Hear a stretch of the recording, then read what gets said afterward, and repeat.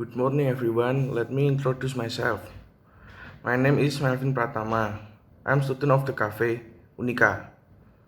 Art is a human activity of creating visual or performing artworks, expressing the author's imaginative, conceptual ideas or technical skill, aim to be appreciated for their beauty or emotional power. Today, I'm going to discuss about art cubism. I divide my presentation into three parts. First, I'm going to discuss the definition of cubism. Then, at the next slide, I try to give you a fact about this art and the interior example of the art cubism and some example about building that use this art design. From the beginning until now, art is still evolving and becoming more modern following the present era. The terms modernism and modern art are generally used to be described the succession of art movement that critics and historians have identified since the realism of Gustav Courbet and culminating in abstract art and its developments in the 1960s. Modern art begins with the heritage of painters like Vincent van Gogh, Paul Cézanne, Paul Gauguin, Georges Seurat, and Henri de Toulouse-Lautrec, all of whom were essential for the development of modern art.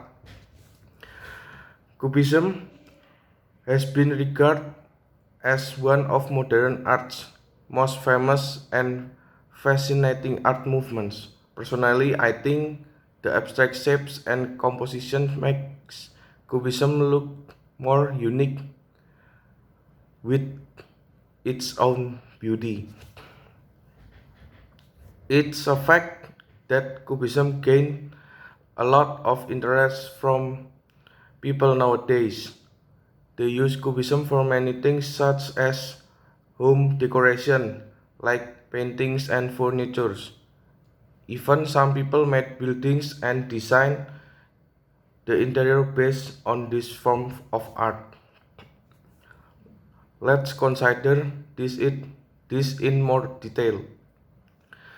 Cubism is an artistic movement created by Pablo Picasso and Georges Braque, which employs geometric shapes in depictions of human and other forms. As a result, the geometric thoughts grew so intense that they sometimes overtook the represented forms, creating a more pure level of visual abstraction. Even though the movement's most potent era was in the early 20th century. The ideas and techniques of Cubism influenced